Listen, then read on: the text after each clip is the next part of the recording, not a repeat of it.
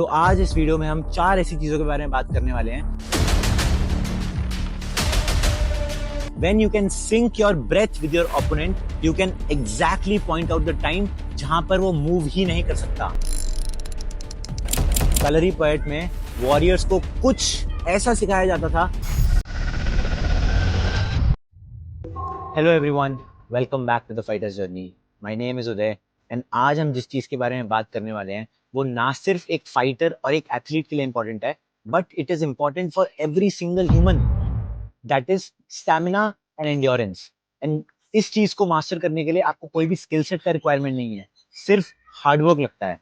Kalari part में warriors को train किया जाता है जब, तो उनको सबसे पहले उनका स्टैमिना और उनका एंड्योरेंस बिल्ड किया जाता है। उसके बाद ही उनको बाकी चीजें सिखाई जाती हैं so that they can actually be efficient on the battlefield. क्योंकि अगर 4-5 स्विंग्स करके या 4-5 पंचेस मार के तुम थक जाओगे तो पॉइंट ही क्या है, उसके बाद तो सिर्फ मार ही पड़ेगी।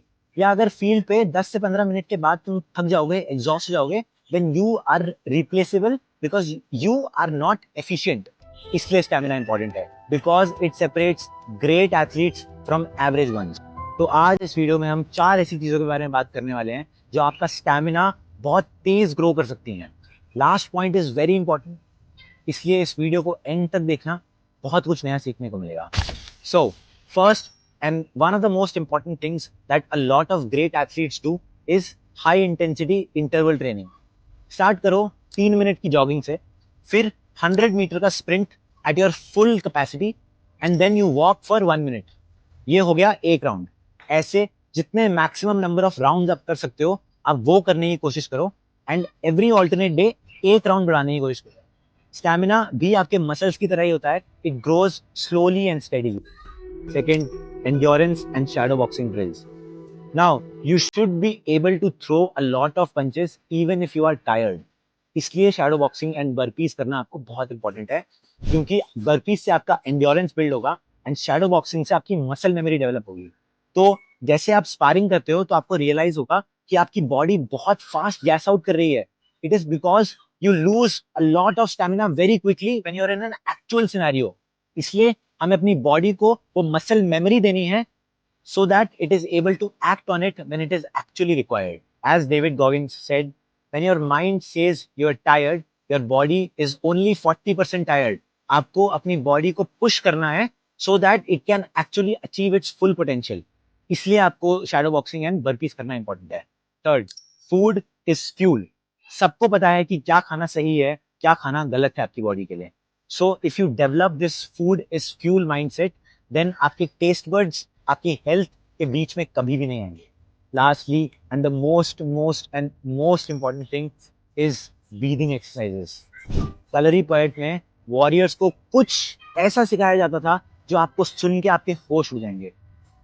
ब्रीदिंग एक्सरसाइज इसलिए इंपॉर्टेंट है क्योंकि when you can sync your breath with your opponent, you can exactly point out the time जहां पर वो मूव ही नहीं कर सकता।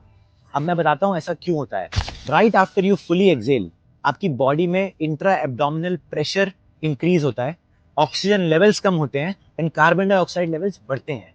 इस पॉइंट पर आपके ब्रेन का न्यूरोलॉजिकल रिस्पॉन्स स्लो होता है एंड मसल रिएक्शन टाइम कम होता है। और जब ये चीज होती है तब आप कुछ मिली सेकेंड के लिए इमोबाइल हो जाते हो, आप मूव नहीं कर सकते हो।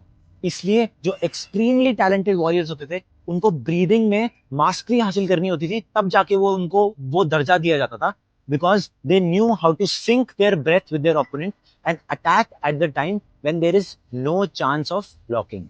इसलिए ब्रीदिंग करना इंपॉर्टेंट है and this has been taught to us by our own martial art Kalaripayattu in India.